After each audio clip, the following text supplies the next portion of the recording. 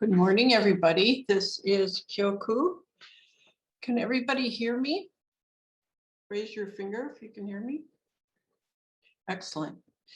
So welcome, Reverend Dokai, who's going to give us our talk this morning.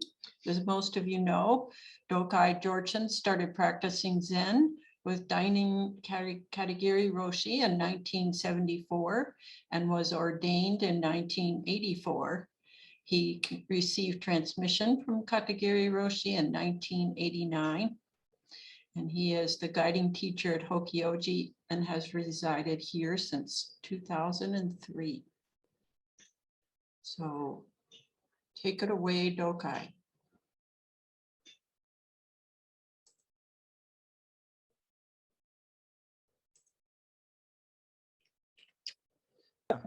Have to unmute, right.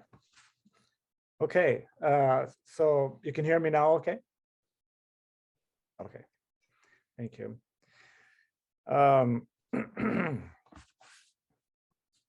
Well, some of you might know I had a physical malady, a new one. I have a small blood clot in my lower left leg now. So Henry's shaking his head. But so a new malady, isn't that wonderful? Another thing to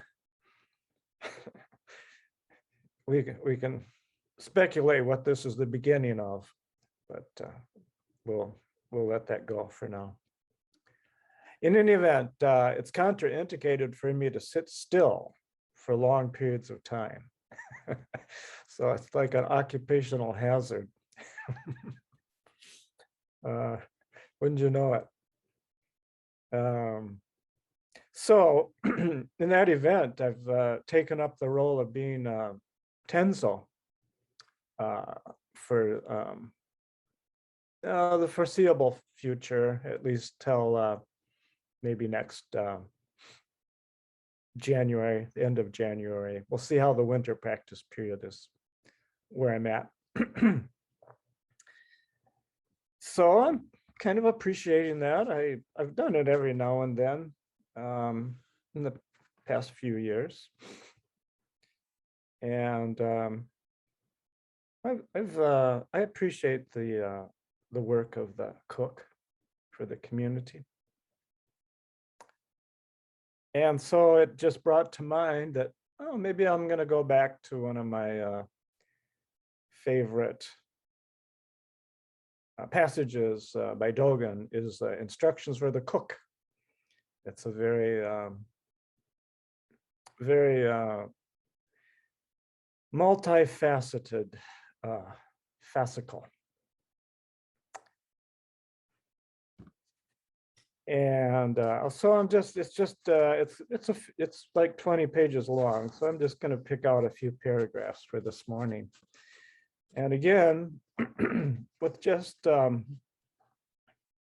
of you in attendance, besides me, I don't always feel comfortable just like getting into a whole long lecture, about something.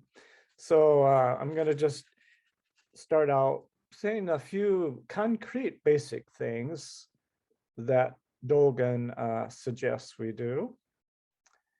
And hello there, Jim. Haven't seen you for a long time. I wonder if Ken is going to show up too. It'd be nice. Just for your information, Ken, we can't see you, but anyway. So, oh, there you are. Good to see you, Ken. Can you hear me okay? Okay, you're okay. Good. Nice to see you. So, Ken, I'm talking today about the Tenzo Kyoku, instructions for the cook, because briefly speaking, I encountered a blood clot in my lower left leg, and it's contraindicated for me to sit still for long periods of time. So I'm taking up the role of Tenzo. So to begin with, I'm just going to go over some of the basic instructions, because they're kind of interesting to look at. but he goes on for several pages about it, so we won't do that. I'm just going to pick out a few that I find the most interesting. So he says about this job, he says, this work has always been carried out by teachers settled in the way and by others who have aroused the bodhisattva spirit within themselves. Such a practice requires exhausting all your energies. If a person entrusted with this work lacks such a spirit, then the person will only endure unnecessary hardships and suffering that will have no value in the pursuit of the way. So I remember in my very early practice years, I had the opportunity to be Tenzo, and it was very hard work. And we had a few more people around, sometimes 30 to 40 people, and it was a big job. And I wasn't always just really had calm demeanor throughout all that. So I remember I read this, I became familiar with this fascicle maybe, I don't know, 30, 40 years ago. And I remember reading, this is like the second paragraph. And I thought, maybe I'm not the right person to be the Tenzo. And maybe I'm just a person. If a person is entrusted with this work lacks such a spirit as having aroused the bodhisattva spirit within, then the person will only endure unnecessary hardship and suffering that will have no value. So I was wondering where exactly I fit in to that picture. Sometimes, not always. Dogen goes on to say, put your awakened mind to work, making constant effort to serve meals full of variety that are appropriate to the need and the occasion, and that will enable everyone to practice with their bodies and minds with the least hindrance. Down through the ages, many great teachers and ancestors, such as Guishan and Dongshan, have served as Tenzo. So Dongshan, I don't know much about Guishan, but Dongshan is one of my favorite Zen teachers. He just says a lot of interesting things. He's the person who, when someone approached him while he was on his deathbed, and the person asked, what's the teaching of an entire lifetime? And his response was, an appropriate response, to make an appropriate response. So I was actually reminded of that again when he says, Dogen says, serve meals full of variety that are appropriate to the need and the occasion. So it's just, we're just, so in the hot, when it's hot, you know, in the summer, we try to serve something cool. And when it's cold in the winter, we try to serve something appropriate.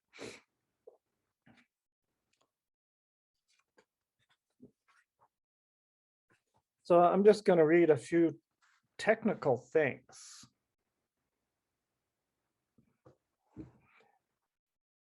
Most of which we don't do at Hokyoji, but I think they're interesting. He says, I shall now take up the work of the Tenzo covering a period of one complete day. Now, we aren't going to go through the whole day because it's like 20 pages long. No, it's not that long, but it's like 6 or 7 pages long. So I'm just going through the first part. He said, after the noon meal, the cook should go to the, I'm not going to say the Japanese names, to the director and assistant director to get the rice, vegetables, and other ingredients for the following morning and noon meals. Once the Tenzo has done this, he or she must handle them as carefully as if they were his or her own eyes. Well, first off, it we don't do that at Hokyoji. I don't go to the executive director and check in with him, to get the ingredients and the vegetables and things like that. But it kind of sets you back. It takes you back in time, where I think this is kind of a check and balance thing. For instance, in the year 1200, food might not have been real plentiful. So people might have thought, can I sneak away with a little extra cup of rice or something like that? So I was just kind of struck by that. And then I'll go into one other piece. He said, when deciding on the amount of food and number of side dishes for the morning and noonday meals, the cook should consult with the other officers. They are the director, the assistant director, the treasurer, the ino, and the work leader. So, and I'll just go on. When they've chosen the meals, oh yeah, he says, and you should check with these people, about the menu and the vegetables and the seasoning. So it's quite detailed. And I kind of thought, well, that's kind of helpful for the Tenzo, or it could be, because anyone who's been the Tenzo has been criticized quite severely for not serving something appropriate, or making it too spicy, or something.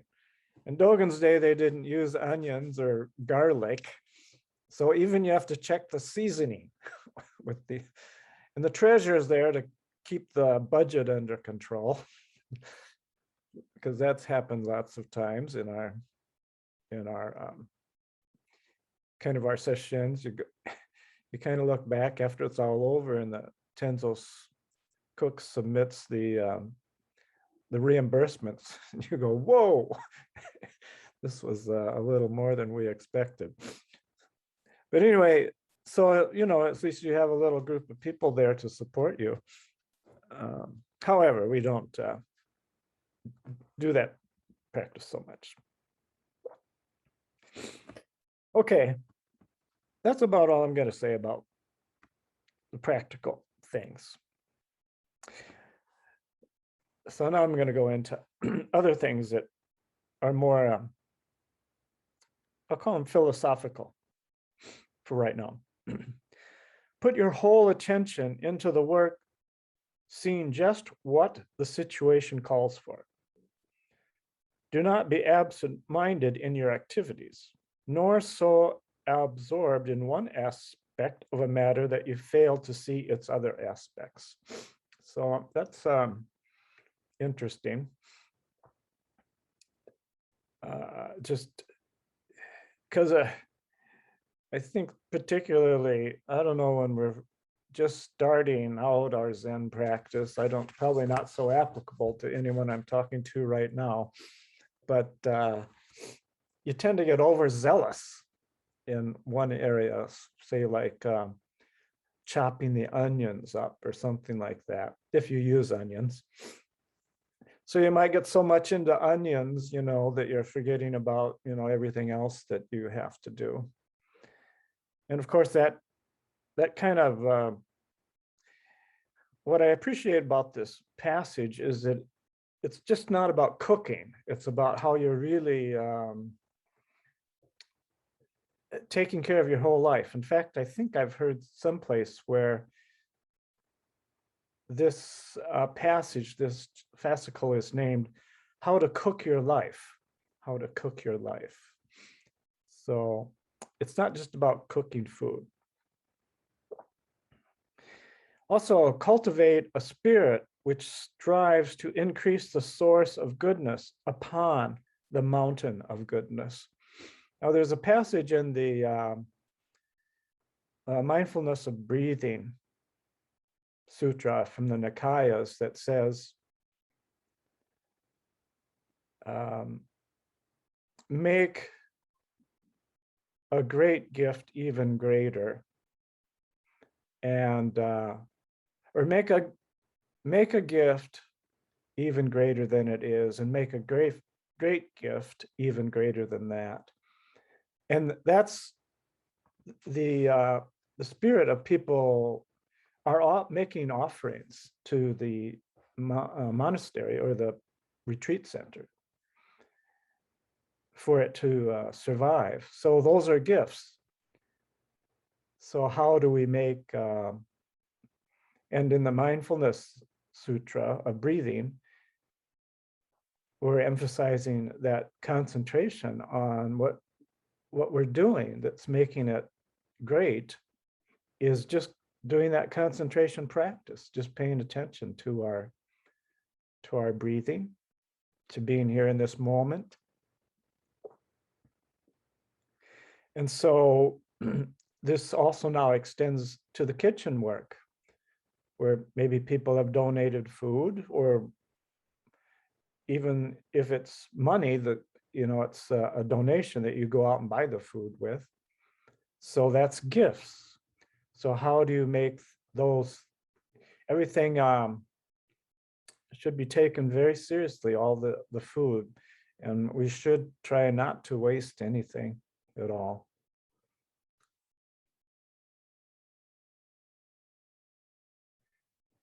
And I do remember in Japan, when people would bring a bowl of rice or something and make an offering to the temple, you would put it on the altar.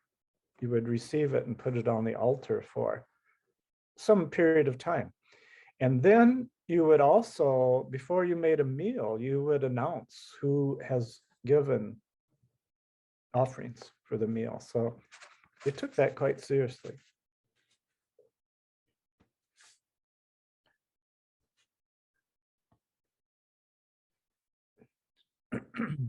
So here's maybe an example of absorbed in one aspect of a matter that you fail to see its other aspects. I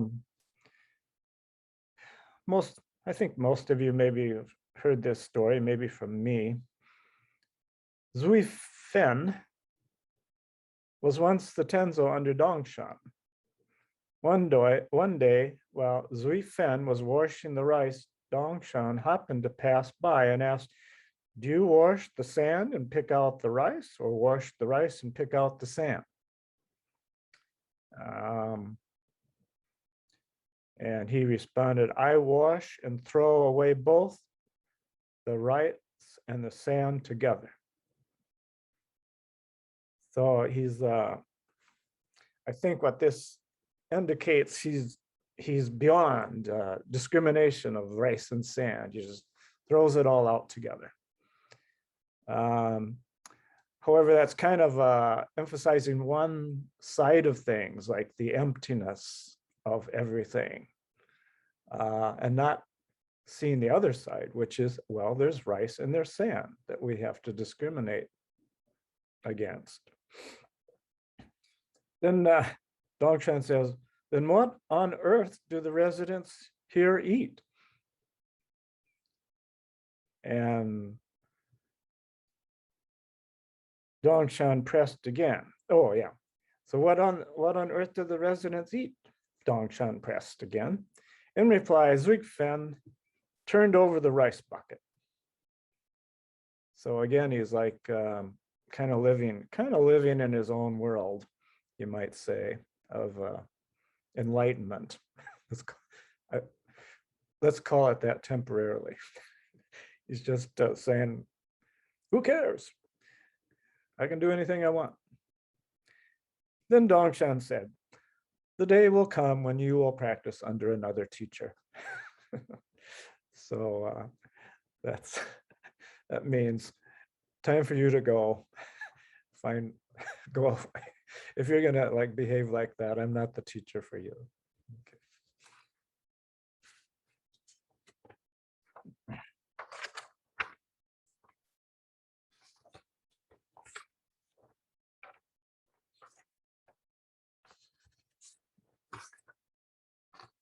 Okay.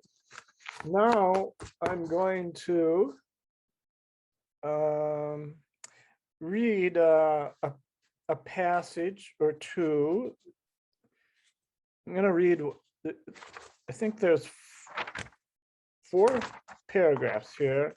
And what I'd like to do now is read a paragraph, and then I'd like to get your reactions to it. So we start our discussion. And okay, I'll just read it. When you prepare food, never view the ingredients from some commonly held perspective, nor think about them only with your emotions. Maintain an attitude that tries to build great temples from ordinary greens. When making a soup with ordinary greens, do not be carried away by feelings of dislike towards them, nor regard them lightly. Neither jump for joy simply because you have been given ingredients of superior quality. By the same token, that you do not indulge in a meal because of its particularly good taste, there's no reason to feel an aversion towards an ordinary one. I don't know if my eyes skipped something, but anyway, you get the point. Do not be negligent and careless just because the materials seem plain. And hesitate to work more diligently with materials of superior quality. Your attitudes towards things should not be contingent upon their quality. A person who is influenced by the quality of a thing, or who changes his speech or manner according to the appearance or position of the people he or she meets, is not a person working in the way. So let's talk about that. Let's think, what does that bring up for people?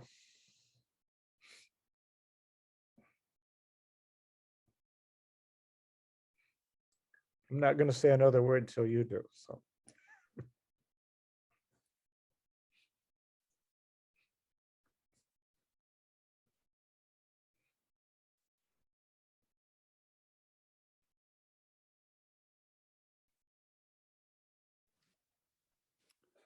So I volunteer at a couple of kitchens, and some people make a big deal out of not wanting to chop onions. And then other people just chop the onions.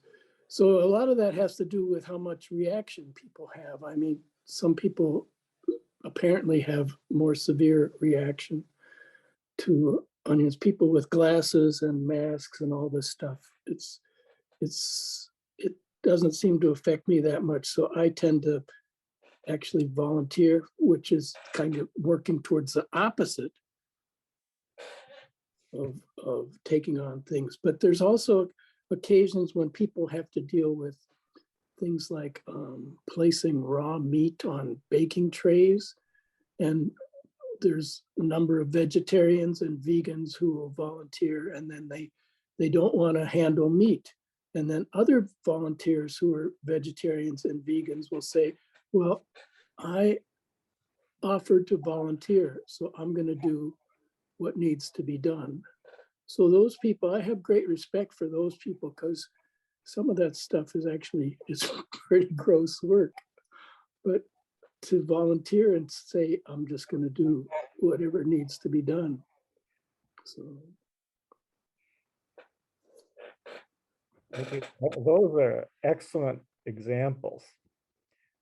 And for me, since we don't use meat here at Hokyoji, the onion thing hits close to my heart because I have a really hard time with chopping onions. And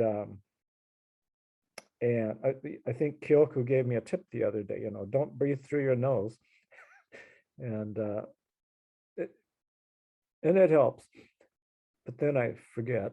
But anyway, so, and I almost use onions in everything. But anyway, someone told taught me, I think it was Kyoko, how to use a chopper the other day. I mean, electronic chopper. I tell you, that's kind of saved my life. 'Cause, I can just put them in there, and the problem is getting them too chopped up. You got to be very careful how to control it. But I tell you, that's really made a difference for me because I really have a hard time with onions. So if there's something I feel an aversion to, it's a big onion sitting there, and I have to get ready to chop it. So, but those other examples are pretty interesting too. So with the onions, if I can, if they're, we do like 50-pound bags at a time. So sometimes you're there for like 2 hours doing nothing but dicing onions. But it makes a big difference if the onions are chilled. So if the onions come out of the produce cooler, there's much less in the way of vapor if they're chilled. Oh, I'll So- keep that in mind. How about if you put them in the freezer for a little? No, that won't work. I don't think you want to do that. Okay, all right. Well, the colder the better. But okay, I'll try that. I'll try that next time. Any other suggestions? Someone told me to hold a matchstick in my mouth. Have you ever heard of that one? I don't see how that helps, but Run them under cold water. oh, the onions. Yeah, I don't know. It doesn't bother me that much. I don't chop that many onions. But I wonder why the monk overturned the rice bucket. Was he just being a jerk, or? I think he was trying to demonstrate his profound degree of enlightenment. His what? Profound degree of enlightenment. Oh, I thought there was more to it. Yeah. Well, and he's being a jerk. Yeah. I mean, he just, that was an offering, and he's trying to show off his big degree of enlightenment. So he just turns it all over. Say, look at me. Look what I can do. So yeah, the teacher said was not impressed by his response. Maybe the matchstick in the mouth. Maybe the Yeah. point of that is when your lips catch on fire, you don't care about the smell of the onions anymore. Yeah, that could be. I never thought about that one. Yeah. One of the Yeah, it seems to me like you either there's not two things in your body that hurt at the same time. One always takes precedence over the others. So yeah, if your lips are on fire, you're probably not going to worry too much about the onions. Anybody else? I was going to say that at about midlife, several years ago, I had gotten burned out of my career, and I decided that I would be a cook someplace, and I got lucky and I got to be one. And that's where I learned what Jim had said. If you take a bushel of onions the night before and throw them in the walk-in cooler, when you go to peel them the next day, there's virtually no fumes and that kind of thing. So it really, that's the way to do that. One of the things that I learned, I cooked for Catholic Charities in St. Paul for a year or so, and I learned one thing that I did not appreciate, even having cooked in another kitchen before that, and that cooking is an art form. It goes way beyond the technical aspects of following a recipe. And when I read this book, that's what I got from it, was that it's more people who don't read recipes and people who don't, but they just have experience cooking, are some of the most magnificent cooks because they have heart and they care and they understand what the food wants to do.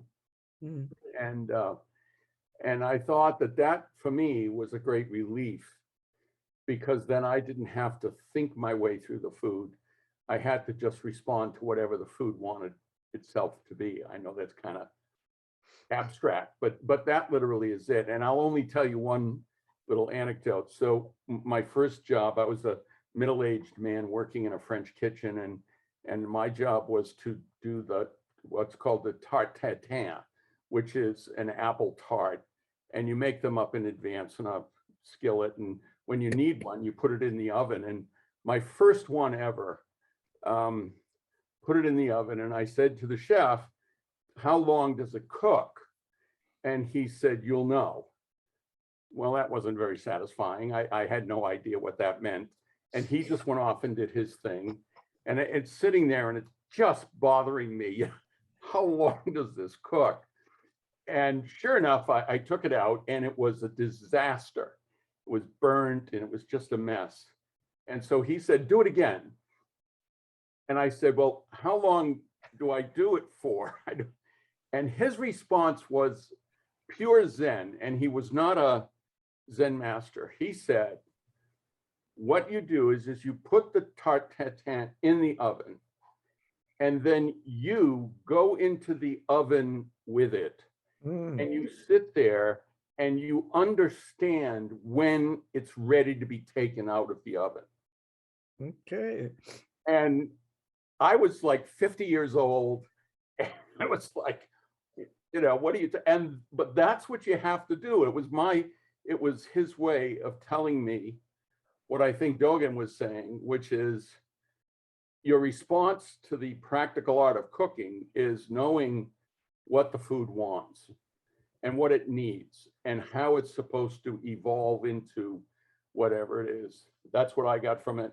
And it helped me, someone who thinks too much about a lot of different things, to slow down a little bit and find out that it's the response to the world that helps dictate what the world wants from me and what I think I want from the world, that kind of thing. Anyway, that's my contribution. Thank you.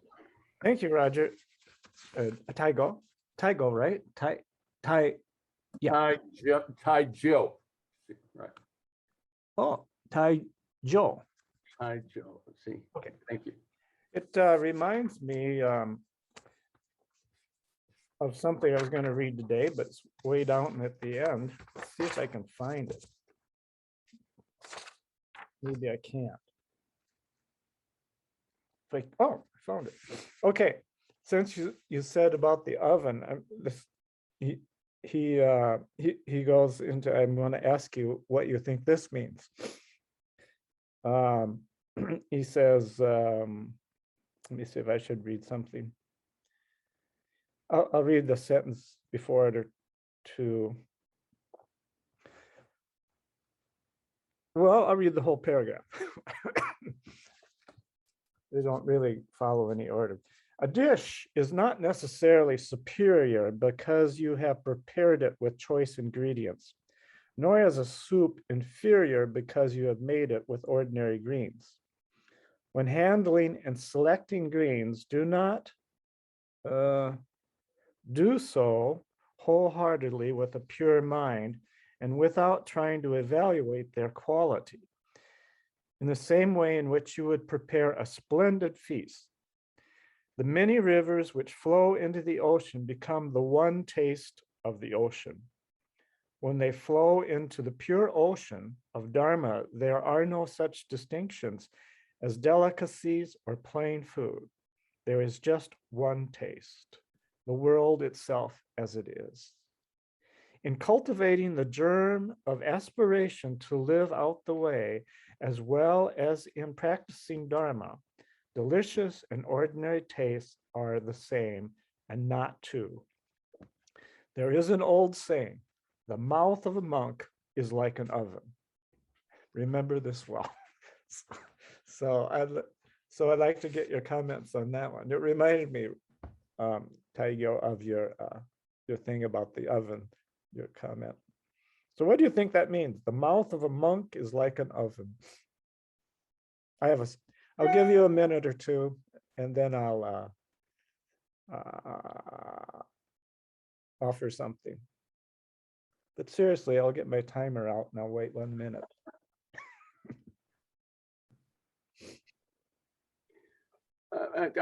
my reaction is that what I learned is that these environments that you put food in, ovens, refrigerators, coolers, are places where the food changes. And ovens are a really good example of that. Stovetops would be another example of that. That you're transforming the food. You know, not to get too technical, but one of the things that I teach with some of my students is that if you really want to appreciate what it's like to be a human being, you should thank a cook. And the reason is that we branched away from other hominids a million or so years ago when our particular species learned how to cook. And, you know, I think a mastodon steak fell into the coals, you know, and somebody said, wow, this is good compared to raw mastodon meat. Yeah. And so that, you know, cooking kind of took place. And one of the things about cooking is that it transforms food. And in the case of meats, it certainly transforms the proteins and brings out, makes them more easily digestible by people. And I've always kind of thought food and cooking was supposed to be that. And today I think you get a lot of people who throw spices around kind of casually to make certain foods not taste the way they really are. And I've always just felt like that you know, cooks are in the business of transforming food into some form that's digestible. And in that sense, these ideas in Buddhism and Zen have to be digestible. And in that sense, you know, I think that, you know, monks, teachers, you know, should be able to transform them into a way that even, you know, a non-priest would, like me, would be able to digest them. At least that's what I get out of it. I'm not trying to stretch it too much, but that's basically it. Anyone else?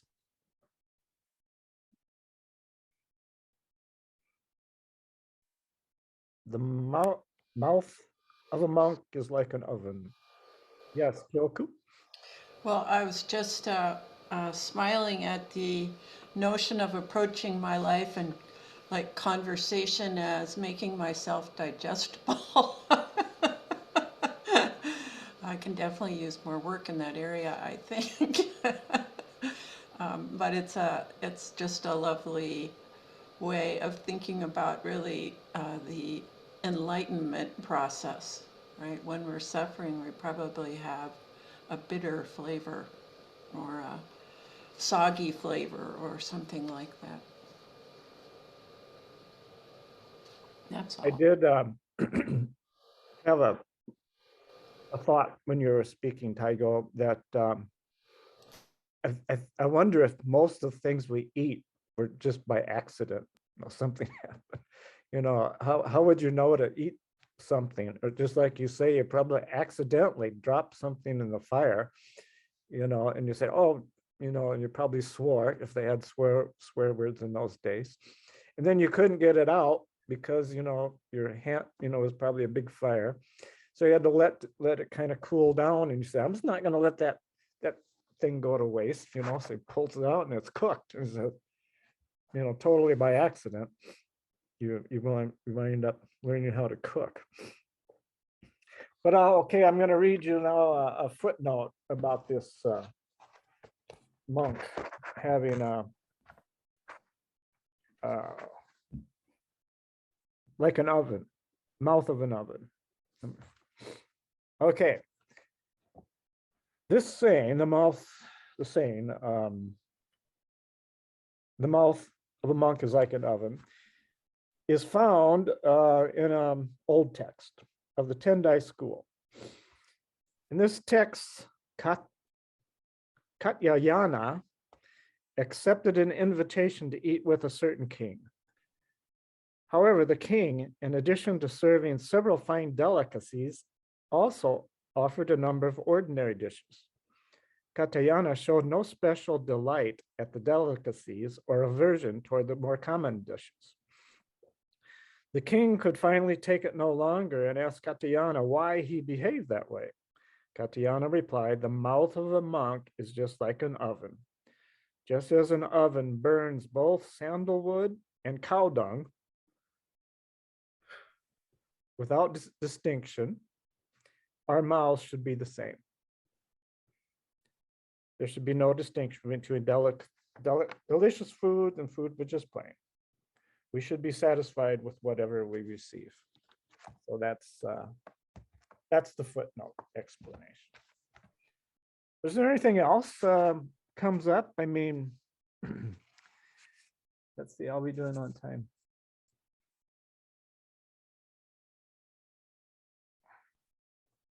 Well, this theme comes up over and over again. Okay. Yeah. I tried to unmute, I couldn't. I was just gonna say, when I was taught about oryoki bowls, I was taught that they always held the right amount by definition. That even if you wanted more in there or you wanted less in there, that by definition, you would approach it as if you had just gotten the right amount. Which is a struggle at times in practice, because you definitely want less of something that looked like something else until you got it in your bowl, or you wanted seconds on something and there isn't any. But anyways, just thought I'd add that in with the non-distinction part you were just talking about. Yes. I remember Katagiri Roshi said we should accept what the cook cooks. You know, you should take some, sometimes you can indicate maybe a smaller amount. But he kind of said, just take, you know, whatever the cook or the server, you know, offers you. And if one spoonful of it is enough, then, you know, just say enough, but don't. That was his teaching, I remember. He also thought it was best if we took a little bit of whatever the cook cooked. But sometimes you're right. Sometimes I'm just not that hungry in the morning. Someone does a great big spoonful of oatmeal. No, that's too much. Anyway, but yeah, you're that's one. That's a help for the oryoki bowls. I mean, having a defined space for your oh,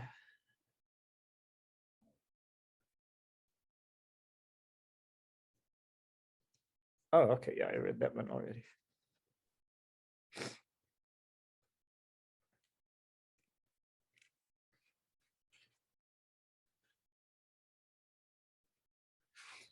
Well,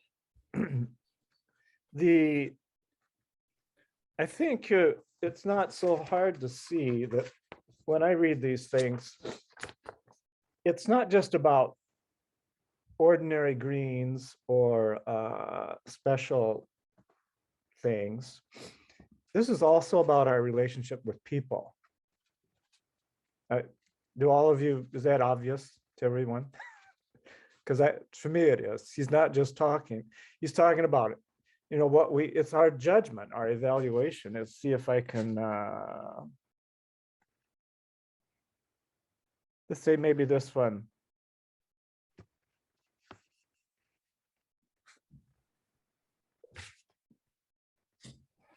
Well,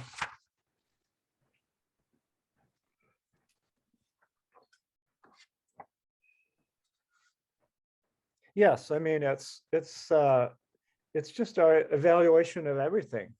You know, it's a practice. You're working in the kitchen cooking, but this kind of practice is a practice we're doing all the time, everywhere, with different people thinking, oh, this person's pretty ordinary, or this person's pretty smart, something like that, and showing prejudice and evaluation toward everything we're doing. So it's that same practice to not, and he actually makes that statement. In fact, yeah, he did in the first one I just read. He said, a person who is influenced by the quality of a thing, or who changes his or her speech or manner according to the appearance or position of the people he or her meets, is not a person working in the way. So it's that same thing. We're working with food, but it's also working with people. Not changing your speech because they're famous or whatever. Or so it's just you're saying that's just not the way it's done if we're trying to work in the way, to put aside our evaluations. Yes, Kyoku? My sense is that can verge into indifference. So there's a certain way that I can receive that, but when I'm, sort of interacting with things, it's not, there's a danger to, I sense, sometimes I find myself saying, oh, well, I really shouldn't feel X way, or I really have to change the way I feel, or I just don't give a rip. Something like that is, I don't think what Dogen is pointing to, but I'm not able to very easily put my finger on the difference. Do you know what I'm saying? Yeah, for me it comes, I'm reminded of the, when we studied the Brahma Viharas, the equanimity aspect. And one of if you remember, they would always have a, what do they call it, enemy, or the danger. And also Buddha says this too, like equanimity is not indifference. It's that's the danger though. That's the danger side of us misinterpreting equanimity to just, oh, I don't care, who cares? Okay, that person did that. Okay, who cares? Whatever. Or in the, yeah, and that's the Buddha speaks to that too. He speaks on the equanimity of how it could lead to a dangerous situation if we don't understand it correctly. And my modern day version of that would be just like if we turn into a couch potato. Like we're just okay, that's enough for today. Okay, let's just sit back, take it easy, watch some Netflix, and sit back in the lazy boy. And so that's kind of the danger of Well, you're reminding me of some of the classic Tipitaka writings about understanding the allure. So in other words, in relationship to penetrating the truth of suffering is that we need to know the allure, the danger, the and he has more than just those two, but he makes a very specific list of what you need to be familiar with to fully understand. That's very clear, but I don't think we paid that much attention to it when we're studying it. I know it's taken me some time, and I'm often kind of stopped short when all of a sudden I realize that there's something that I think is virtuous, which has a downside or is leading me down a dangerous path in some sense of the word. One thing I learned to Zen practices is not to be so other directed, be more self-directed. That I remember being with Hoji-san and talking to him, and he would be so even-keeled, and I was used to people responding to me in a certain way, and there was just evenness, and I was too green to go beyond the evenness and to see the total acceptance of it. That whatever I was saying. And I think with Zen practice, if you get out of your head and you get into your body and you listen to what comes up. And that's really interesting. I think if you have a conversation, a Zen conversation, it should be self-surprising. You should be surprised by what comes up for you. You know, otherwise we're just talking like painting by numbers. It's kind of like going into the oven with the pie, right? That's right, being the pie, you know, being that fluid instead. So, to our thinking is pretty paraplegic. We're really, you know, we have a tendency to embalm anything. And the whole thing of Zen practice is to put life into the system that is there all along, but to release that life and keep the suppression of linear mind, you know, is we have to break to the steel ceiling of conceptual mind. And I mean, I'm not against the mind, but you know, we use the damn thing too much. And we forget how wonderful and creative and alive we are, because that's like, that's very rigid, that's very disfluent. That's where all the suffering is. And, and if you're in the present, you know, the present is always more convincing to me now than what I want it to be. So if he dumped too much oatmeal in, I don't complain already. I just eat the damn thing now. Before I had a lot of opinions, you know, about couldn't he's much of a Zen student if he's plopping oatmeal like a cow going to the pasture, you know, all these opinions. So, you know, one thing is you basically, to Zen practice, you go on an opinion diet. Oh, that's nice. And you lose opinions. That's the success. And that's what Zen talks about. When you gain, you lose. And when you lose, you gain. That's really the essence of it, in a sense, is that,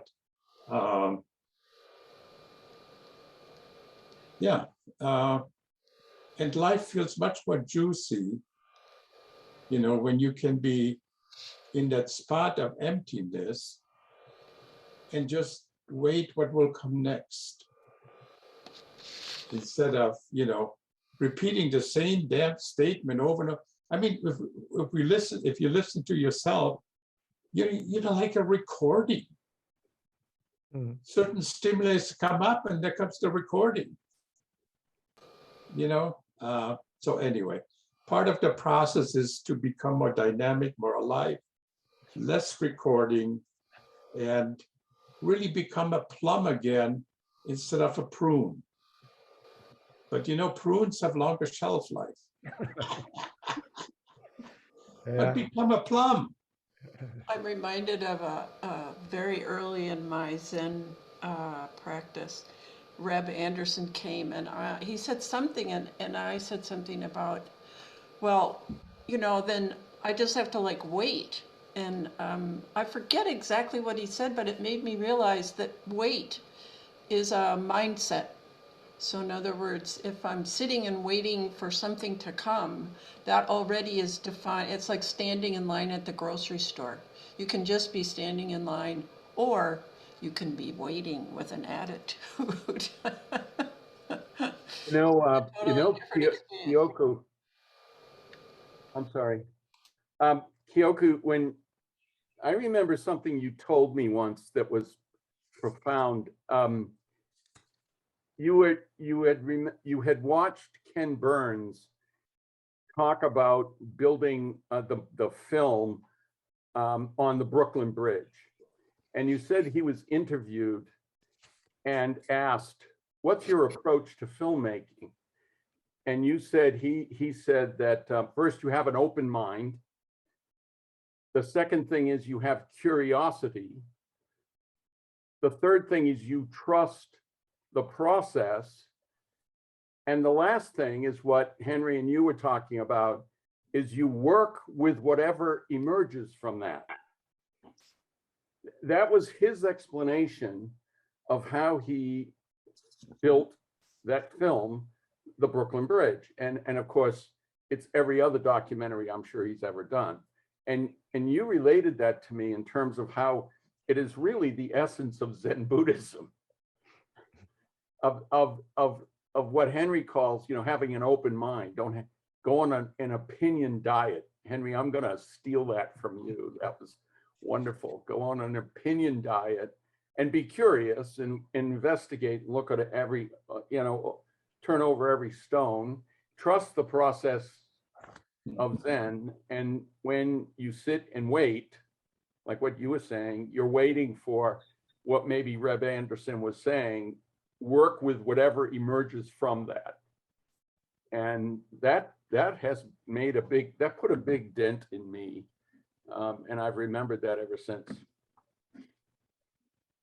And I find it's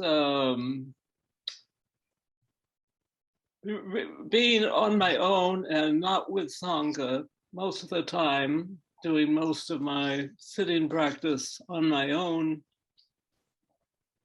The rest of your life, meals and things, cooking, you have to really be careful to maintain that environment in your head about what you're doing, to keep the focus on what you're doing, where your mind is, where your hands are, exactly what you're doing. It's amazing how much outside of the Zendo we forget to pay attention the way we do when we're doing Zazen. It's, so it makes me really appreciate the forms that communicate the practice to us from our teachers and ancestors, and not lose trust in those and a feeling for the value, the great value they give us. You know, I was really touched by Hojo-san's story that he went back to a monastery, I think it was AKG, and at a certain time, the same ritual occurred after 30 years. You know what, to me, that's profoundly touching in this world of impermanence, to have something that we create, which is sort of that's the success story of dealing with impermanence, is to create a ritual. And, you know, and hold it gently. It's just like a walking cane for somebody who's unsteady. You don't have to hit people with it or get too serious about it, but use its supportness. I think that's really true, Henry. It's I remember him telling that story. Yeah. And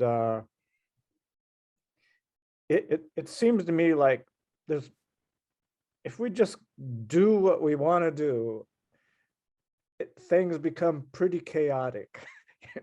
I mean, so we create these forms and rituals, they're all created, but it's like you just can't, and we try not to change them very often, you know.